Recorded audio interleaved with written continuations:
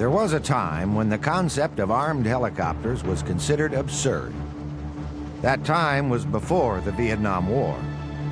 This is the story of how men and machinery adapted to the peculiar needs of unconventional warfare to produce a most unusual and deadly weapon system, the helicopter gunship.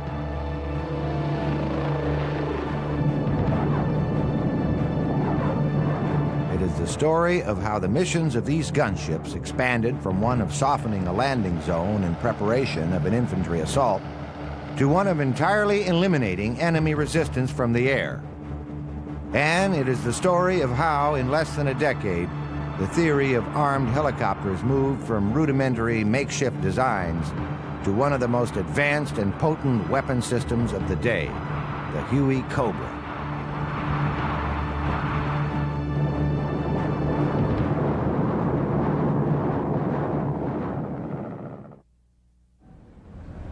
In December of 1961, the U.S. began deploying its first Army aviation units to South Vietnam.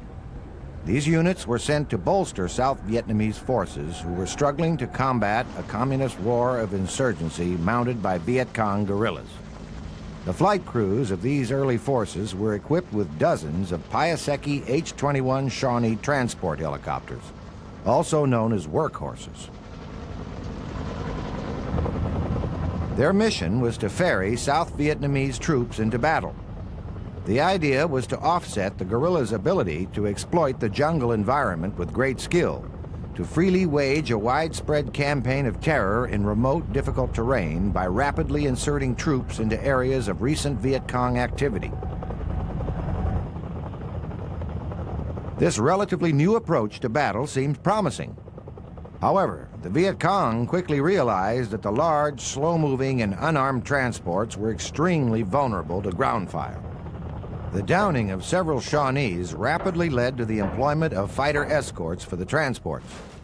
However, the mismatch in airspeed often left the vulnerable transport crews uncovered at the worst possible moments of an operation. As a result, the U.S. Army began exploring the concept of armed helicopters with great interest in mid-1962. During the mid-1950s, a small group of pioneering Army aviators conducted a series of crude experiments with armed helicopters. Scrounging scrap materials from service junkyards, they improvised various combinations of rockets and machine guns in the face of outright ridicule and opposition. At the same time, they began developing tactics with the idea that, in time, the technology of helicopter armament would catch up to the theory.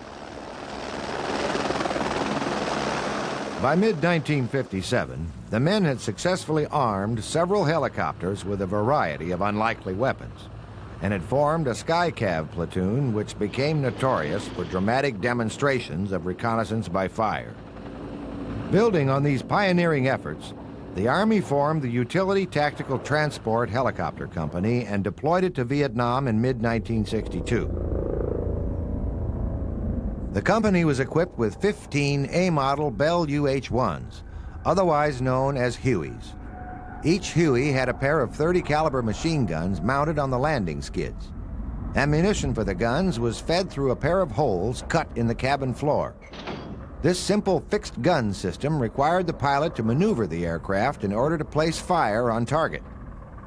The most lethal aspect of these early gunships was the addition of 16 2.75-inch folding fin rockets. While the A-model Hueys represent a dramatic new force in Army weaponry, they merely represented the first step in a rapid evolution process that would produce some of the most potent weapon systems of all time.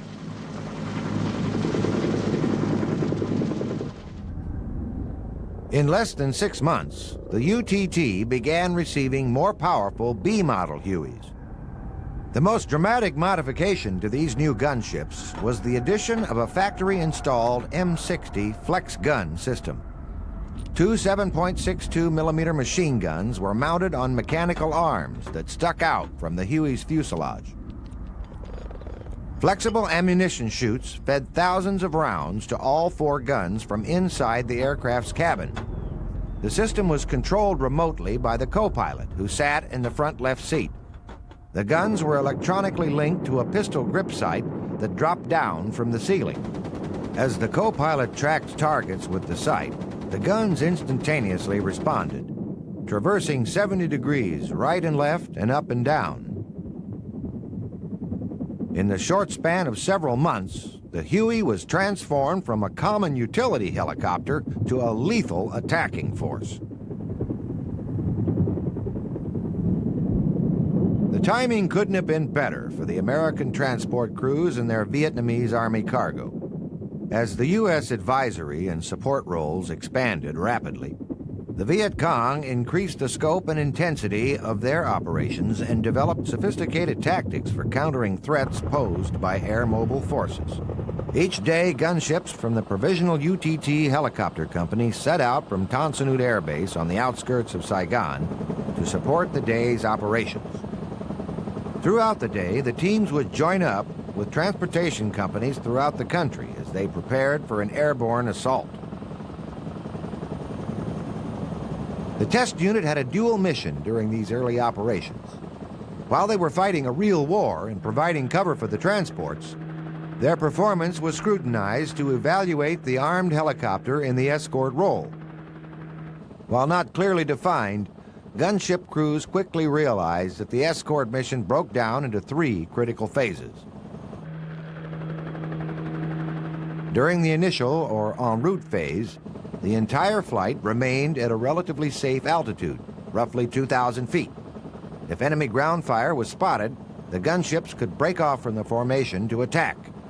However, the heavily laden gunships could rarely overtake the air mobile force once they broke off. During the approach phase, a reconnaissance element of 2 to 4 armed helicopters preceded the flight by 1 to 5 minutes to evaluate the situation up ahead. The remaining escorts usually flanked the transports in a trail formation.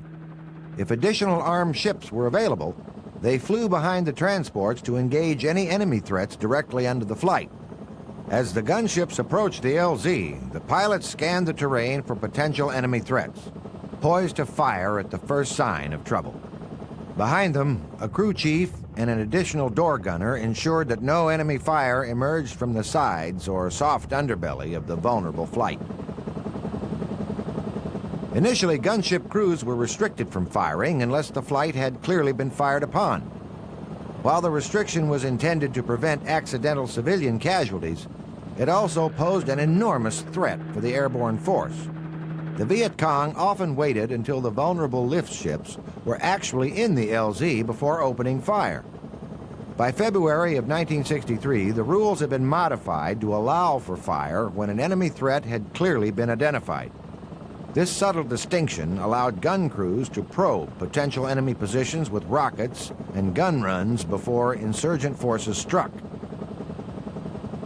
It was during the 3rd and final stage of troop insertion, the landing zone phase, that armed helicopters proved to be most valuable.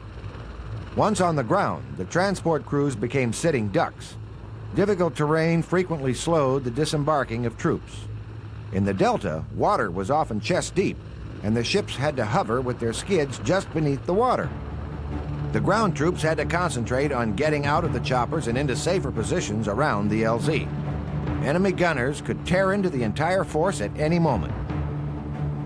Throughout the critical moments in the LZ, the crews of the armed helicopters circled the area, anxiously monitoring radio traffic and scanning the tree lines for signs of trouble. Frequently, the transports would report taking enemy fire before the gunship crews could see it. Once a Viet Cong gun position was pinpointed, the gunships immediately rolled in to lay down suppressive fire.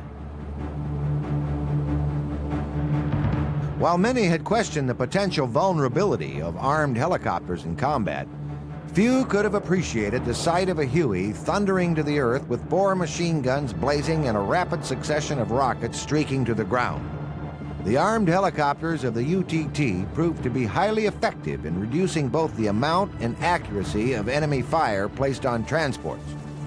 Although Viet Cong attacks on unarmed helicopters continued to mount, the number of successful strikes against escorted aircraft dropped dramatically.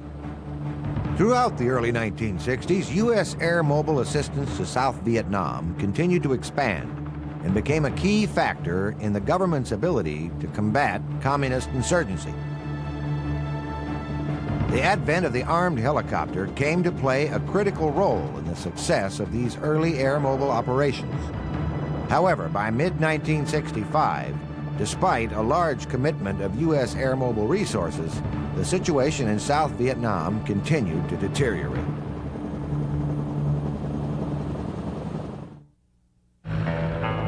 In the fall of 1965, the United States began committing large ground forces to Vietnam in an attempt to stem the tide of communist warfare. By then, hundreds of Hueys had replaced the H-21s in the troop transport role, and the concept of air mobility had come to dominate the mode of battle in Vietnam. It was during this period that the missions of armed helicopters began to expand dramatically beyond the escort role. The combination of thousands of U.S. combat forces and hundreds of Hueys led to massive air assaults in which U.S. ground troops took on the role of tracking down and engaging enemy forces. During larger operations, multiple gun platoons, each containing as many as 8 gunships, escorted flights of unarmed Hueys, or slicks, into areas of suspected Viet Cong activity.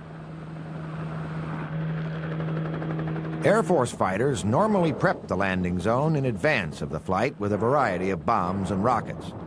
As soon as the Air Force had peeled off, several gunship teams would roll into the LZ to further soften up the area. As opposed to the early days when gun crews were restricted from firing until fired upon, these advanced elements usually emptied their ammunition in and around the LZ in hopes of preventing an ambush.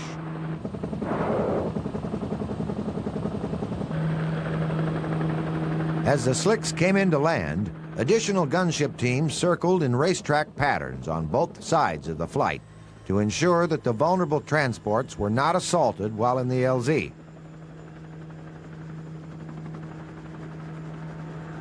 While these tactics were similar to those employed by the UTT, the greatest difference began to unfold after the slicks departed the LZ. Early on, gunships were generally limited to firing 1 minute before the transports had landed and 1 minute after the last departed.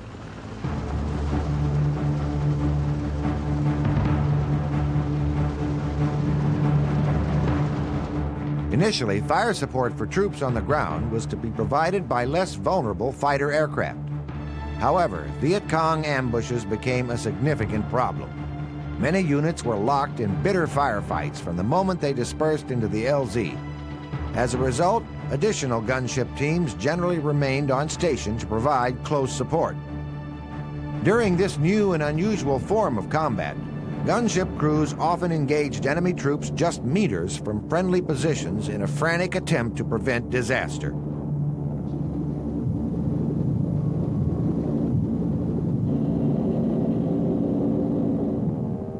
It was an organized, hectic, chaotic place, is the best I can say. If we're really involved, you might be taking fire, or the person or people that you were supporting might be taking fire.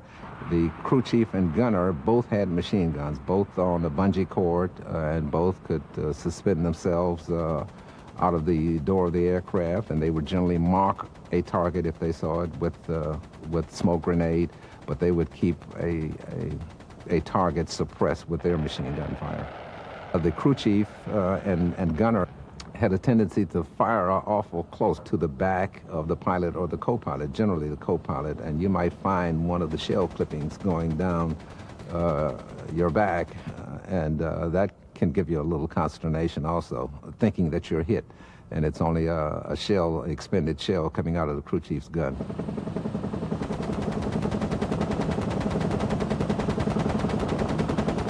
The extremely close range of suppressive fire from gunships often meant the difference between life and death for entire platoons. Viet Cong and North Vietnamese troops frequently established multiple, well-concealed gun emplacements around likely Allied insertion points. Deadly crossfire from unknown positions pinned many units down before they could even establish a defensive perimeter.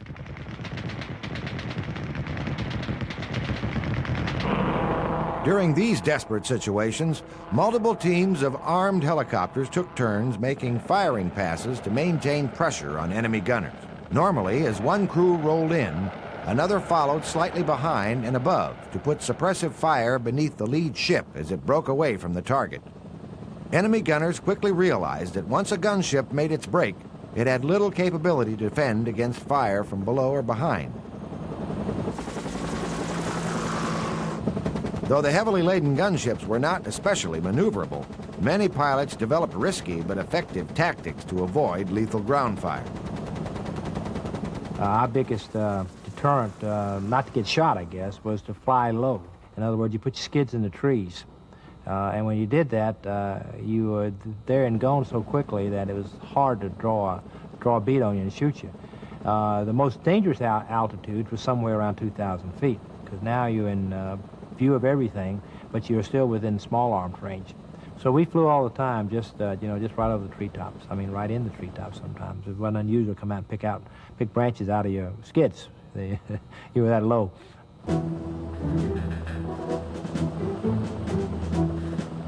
One of the greatest dangers of low-altitude flight was the potential for target fixation.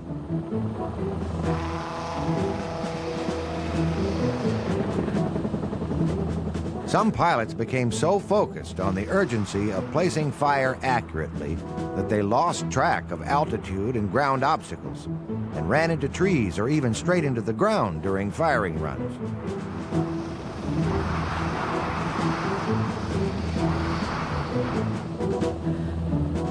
As a last resort, some gunship crews even risked their own lives to extract wounded or overwhelmed troops once their ammunition stores had run dry.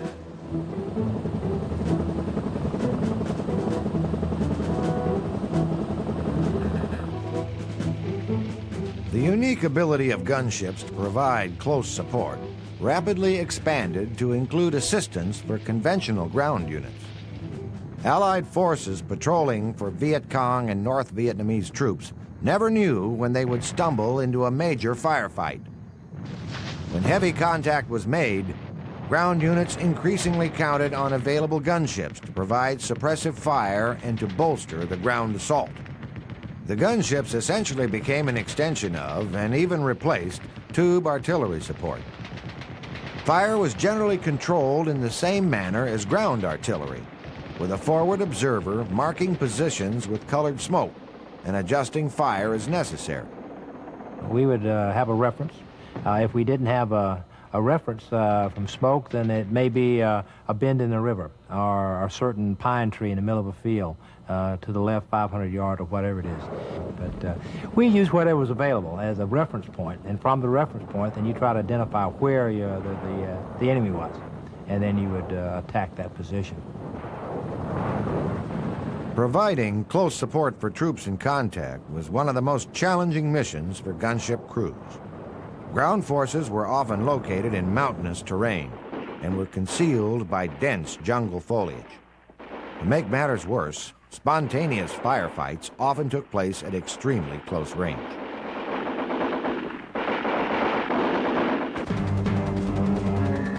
Gunship crews had to be extremely careful in placing fire. The pinpoint accuracy of machine guns was often preferred over rockets and grenades, which could burst in the trees and lead to friendly casualty. The door gunner emerged as one of the greatest assets for troops locked in close battle. When rockets were employed, many pilots tried to approach in as steep a dive as the Huey would allow to prevent rounds from scattering throughout the area.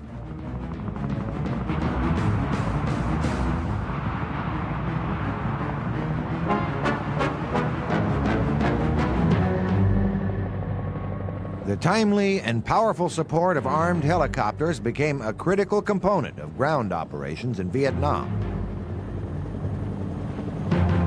Tube artillery was often out of range or couldn't be fired because of the close proximity of friendly positions to enemy forces. Air Force fighters were often unavailable or were delayed in arriving on station. For infantrymen, the gunship became a lifeline.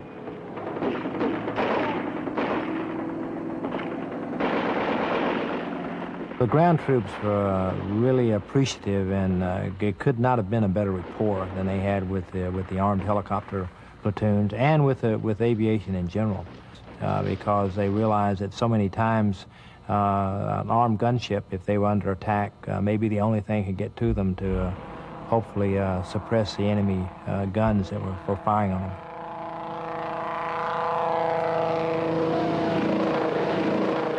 Even after a massive gunship assault, ground forces frequently faced intense opposition from hidden gun emplacements. To escape the intense barrage from above, enemy troops frequently sought refuge in underground tunnels and bunkers.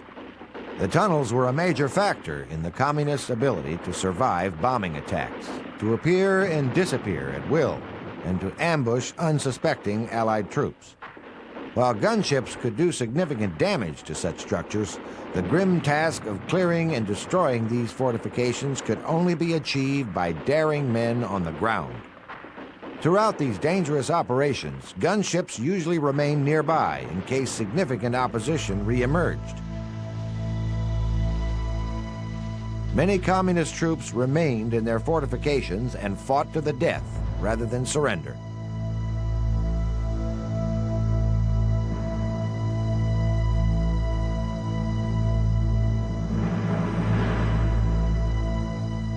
Perhaps the most unusual but potent armed helicopters developed during the Vietnam War were a series of armed CH-47 Chinooks known as Go-Go birds.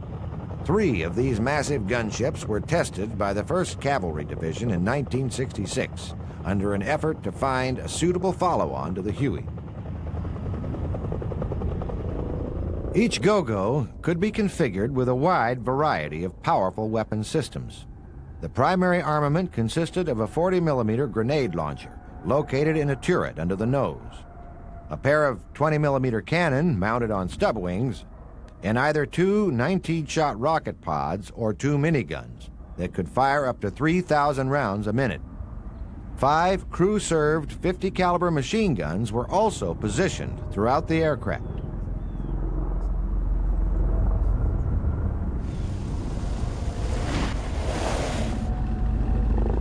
A number of Chinooks were also employed as ad hoc bombers during the war to destroy underground fortifications and tunnel systems.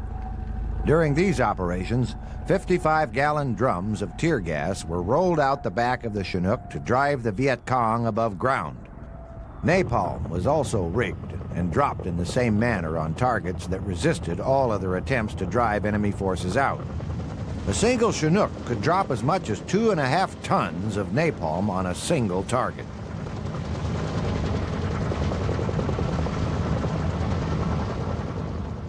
The Go-Go bird, however, generally performed more traditional close support missions for troops in contact. While far from graceful or maneuverable, they had a tremendous morale effect on the infantry, who often specifically called for Go-Go gun support. From the infantryman's point of view, when a Go-Go appeared, enemy forces quickly disappeared. Crews of these aircraft performed incredibly heroic missions to prove the gunship's worth in combat. The mix of weapons, the heavy volume of firepower, and incredible endurance allowed the Go-Go's to neutralize every enemy position attacked during the evaluation period. Ultimately, the program was canceled because Chinooks were desperately needed for air transport, and because a new, purpose-built attack helicopter was on its way to Vietnam. While the concept of these super gunships would be debated for years, few infantrymen who received support from the Go-Go bird would ever forget it.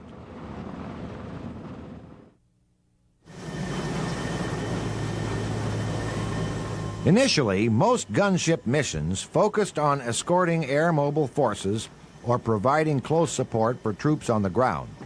However, as the war progressed, a wide variety of reconnaissance, security, and attack missions evolved in response to widespread Viet Cong threats throughout South Vietnam.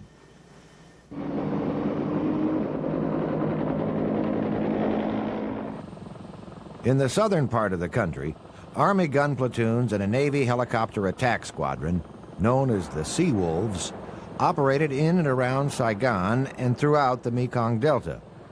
One of the primary missions of these units was to provide reconnaissance and fire support for Navy SEALs and river patrol boats as they attempted to stop the flow of Viet Cong supplies entering the country by water.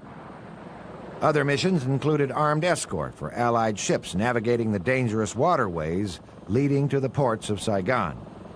Much of the time, however, the fire teams scoured hundreds of square miles throughout the Delta, searching for ambush sites and general targets of opportunity.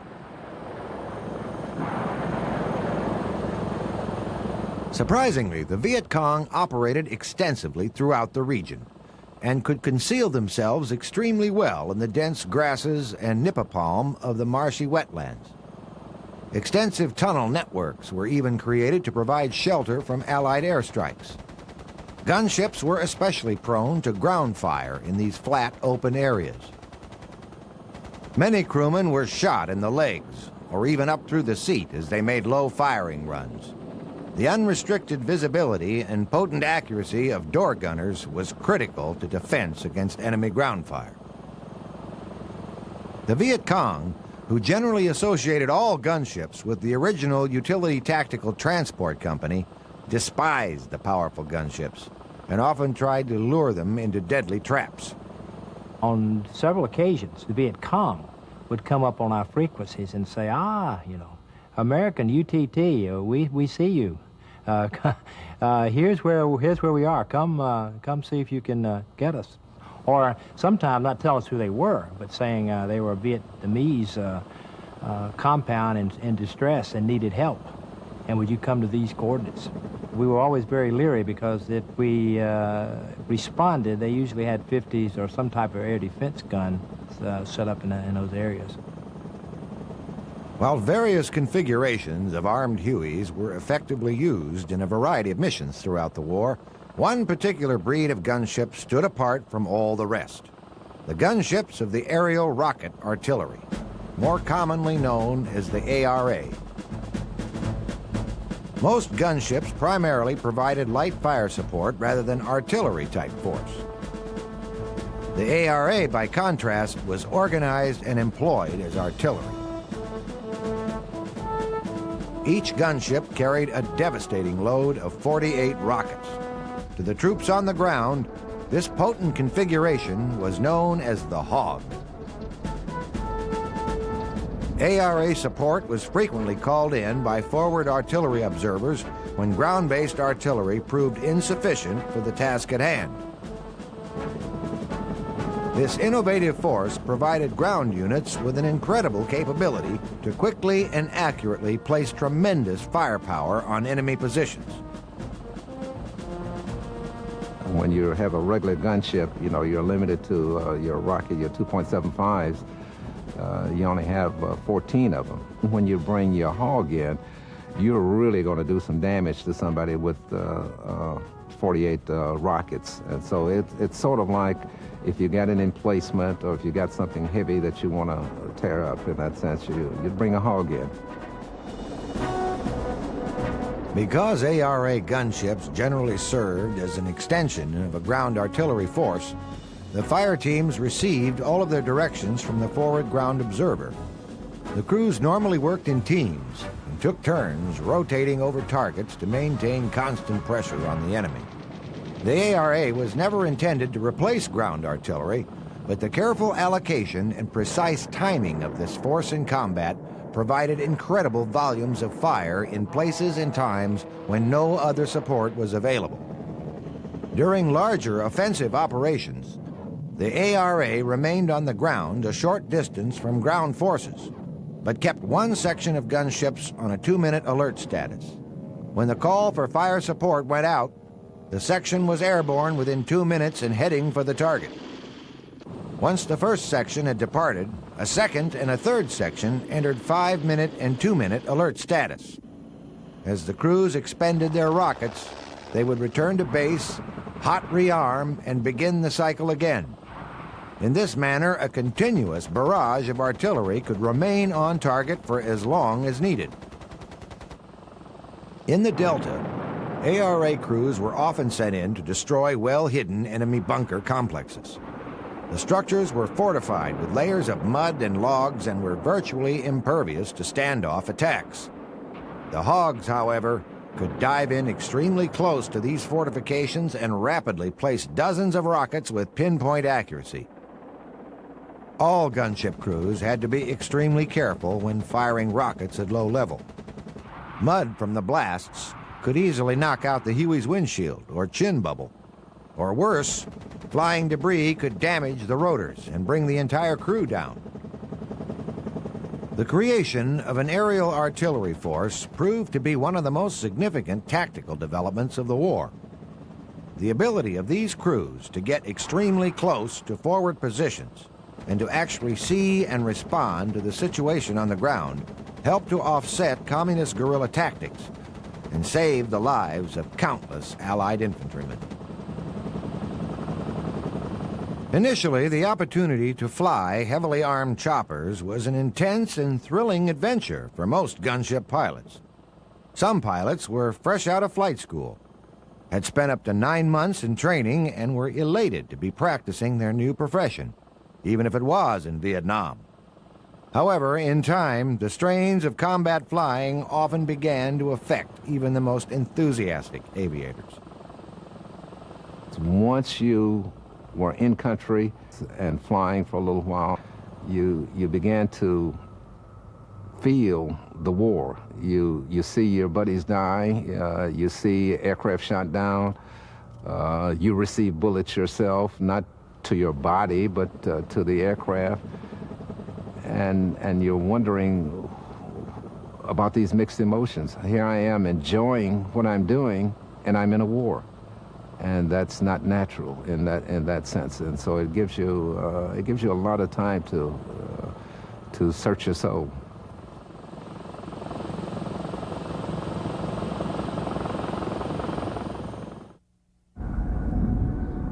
Throughout the Vietnam War, armed helicopters served as one of the most effective defensive measures against deadly mortar and rocket attacks launched by the Viet Cong. Some of the most notable fire support was provided by the famed Razorback gun platoon, which served as the palace guards for the capital city of Saigon. The crews of this platoon remained in a constant state of battle readiness for much of the war. We would have one crew sleeping by the aircraft and on immediate notice if they got incoming mortars at night or such. Then we had another crew that was on 30-minute standby, and then a third crew that was on an hour standby. If they started getting attacks in the local area around Saigon, or they started mortaring Saigon, we would immediately go out and try to silence these mortars. On January 31st, 1967, the capabilities of the Razorbacks and other gun platoons located near Saigon were put to the test when Communist forces launched their massive Tet Offensive. 35 enemy battalions marched on the capital, attacking various military and civilian facilities. Viet Cong commandos even penetrated the U.S. Embassy compound. Allied forces engaged the Communists in dozens of fierce battles. Firefights erupted along numerous streets and alleyways. In these tight quarters, armed helicopters repeatedly demonstrated their unique ability to provide extremely close support by placing suppressive rounds within meters of friendly positions. Throughout the offensive, gunships patrolled the skies over Saigon, searching for signs of enemy activity and responding to calls for help. Some of the most significant fighting took place at Tan Son Nhut Air Base, located just outside the city. More than 700 Communist soldiers launched an all-out attack to take the airfield, which also served as a major U.S. command center. The Communists breached the base's perimeter without firing a shot, and came within 1,000 feet of the runways before they were halted in 8 hours of bloody hand-to-hand combat.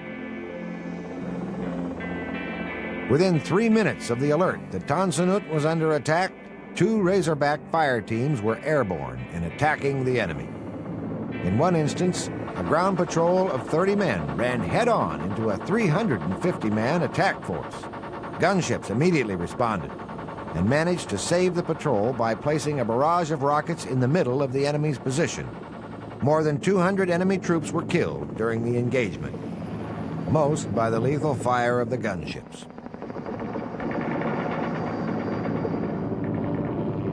The quick reaction of the armed helicopters undoubtedly saved Tan Son Nhut from serious danger of being overrun.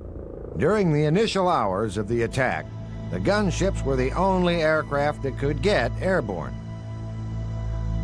While the scope of the Tet Offensive was shocking, it actually amounted to a large-scale military defeat for the Communists. The Viet Cong and the North Vietnamese Army lost some 45,000 men in battles across the country. Gunship crews repeatedly played a major role in the Communist defeat and prevented countless civilian and military casualties in the process.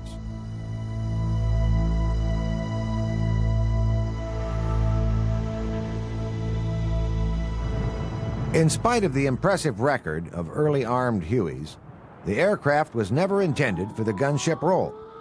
As a result, it suffered from many deficiencies. In 1968, the capability of gunship crews would forever change with the introduction of the world's first purpose-built attack helicopter, the Bell AH-1 Huey Cobra. A 2-man team operated the Cobra in a unique arrangement that placed a gunner in the nose of the aircraft, and the pilot slightly above and behind him to increase combat visibility. The gunner controlled weapon systems mounted in a movable chin turret under the nose. The pilot flew the aircraft and controlled any weapons that were mounted on a pair of stub wings.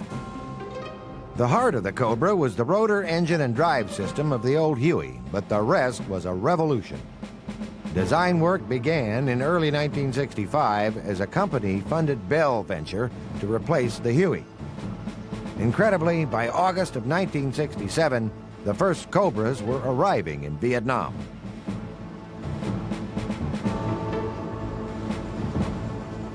These powerful attack birds carried up to 52 rockets in side-mounted pods and could be armed with various configurations of miniguns, 40mm grenade launchers, and even 20mm cannons.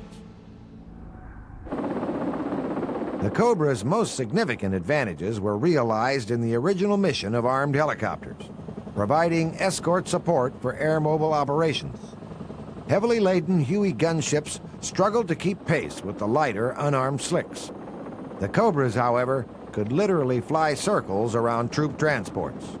They had a cruising speed of 160 miles per hour compared to 90 for the older Hueys. Such speed allowed Cobra crews a tremendous amount of flexibility in conducting reconnaissance and responding to enemy threats during an insertion. This, in turn, resulted in greater security for the entire force.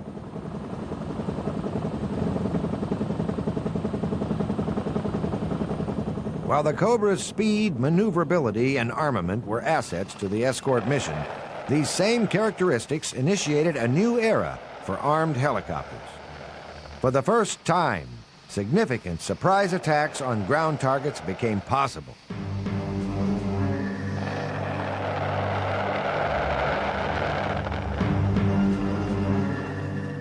To American forces, the Cobra became known as the Snake. For the Viet Cong, it was the Whispering Death. Diving in from altitude, the Cobra could reach speeds in excess of 200 miles an hour. Such speed, combined with the fact that the fuselage was only 36 inches wide, precluded enemy forces from even seeing incoming attacks, let alone defending against them. Enemy forces quickly learned that firing on a Cobra merely exposed one's position, and generally resulted in a devastating barrage of machine gun and rocket fire.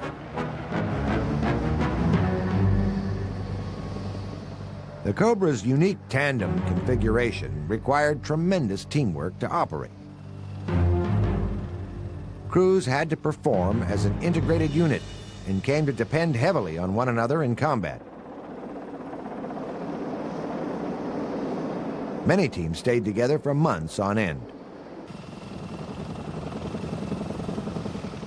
Crews generally, and fire teams generally want to stay together for some period of time because you get used to working with each other, and you can anticipate what your other crew is going to do, or what the man in your cockpit is going to do. And it's especially important if you get into, say, an unexpected situation. You start taking fire from a certain direction. You know who's supposed to do what, who's going to go in after the guy, who's going to come around and cover, or whether you're both going to engage the target at the same time. If necessary, the crew of a single Cobra could engage multiple targets simultaneously. Such teamwork was an important aspect of day combat missions, but it became absolutely imperative at night. Cobra teams frequently flew at night to deny the guerrillas the ability to freely operate under cover of darkness. One of the more unusual missions involved support for Firefly operations. Fireflies were Hueys that had been modified to carry a set of C-123 landing lights in the door. During a typical mission, a Firefly would set out for a likely area of enemy activity. Once a Cobra or other fire support arrived on station, the Firefly began illuminating the terrain below with the searchlights. If a target was identified, the Firefly tried to fix the enemy with light until a Cobra could roll in to fire. Night missions were generally hazardous for all helicopter crews, but low-level firing runs at night were perhaps the most dangerous missions of all. At night, we have a problem with target fixation. The man in the back could go into a run and start, say, shooting, and you get so fixated on the target, you lose sense of where you actually are, what altitude, what speed, and everything else. So the front seater also has to pay attention to the altitude, and if he thinks something is going wrong, either talk to the man. If he doesn't have time to talk, just get on the controls and start an immediate pull-out. And one night, I had to pull out of a dive at night, and we went through the treetops. You could hear them snapping, cracking, banging as we pulled out. Many crews were unable to recover from target fixation and were lost as they crashed into trees or steep hillsides. However, night illumination and strike missions proved to be extremely effective and a good tactic for taking back the night from communist guerrillas. As a result, many more night observation systems were tested and employed in conjunction with gunship crews throughout the war.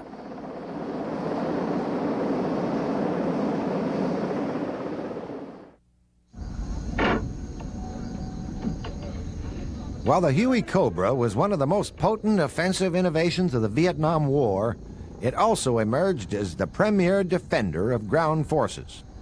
During the later stages of the conflict, numerous fire bases and other remote compounds became the target of massive communist assaults.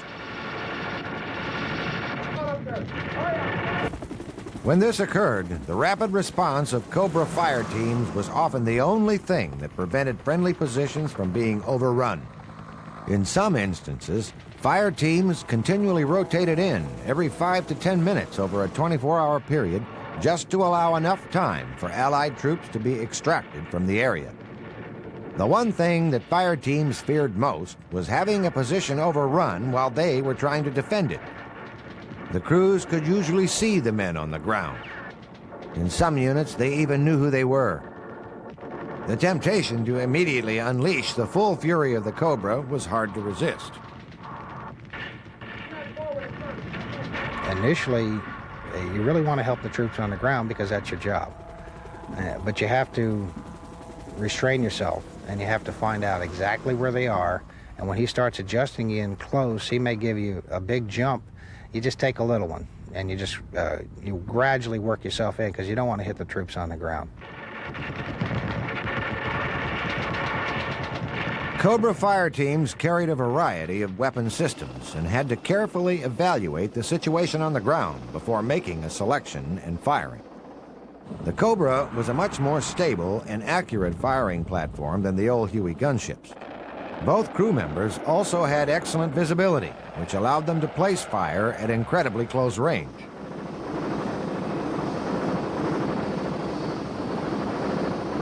The minigun itself, we fired probably in some cases 3 to 5 meters out from friendlies, and of course we're engaging from relatively low altitudes. The 40 millimeter had a little bit bigger bursting radius, and you also could get tree bursts, so you had to use that a little bit further out. The rockets themselves had even a larger bursting radius. Even though we did fire within 5 to 10 meters of friendlies at some time, we had to be careful, and we had to usually warn the ground troops. And when they called us in that close, they didn't care about getting a little shrapnel over their head, because they were in a bind, and they needed as much very close support as they could. The close support provided by Cobra fire teams was often the decisive factor in driving back enemy assaults and prevented countless Allied casualties.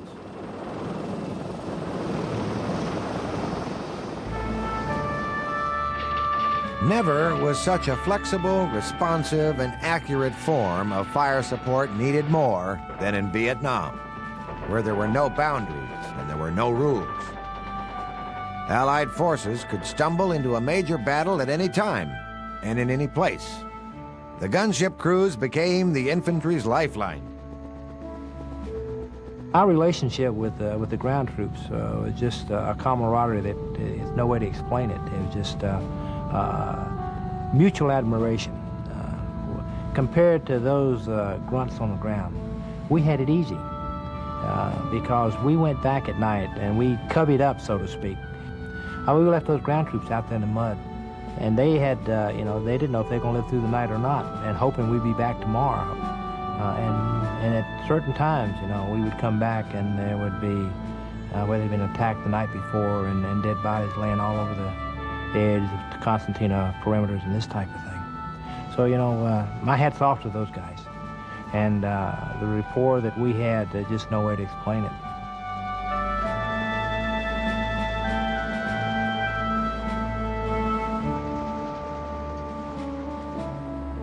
Throughout the Vietnam War, gunship crews fought hard to defend their comrades, and indeed all of South Vietnam, against communist aggression.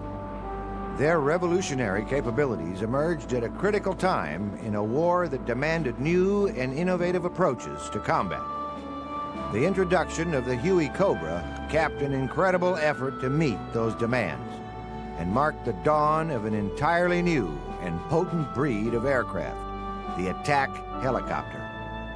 In the end, the impact of gunship missions in Vietnam clearly validated the concept of armed helicopters and reshaped the face of air and ground warfare forever.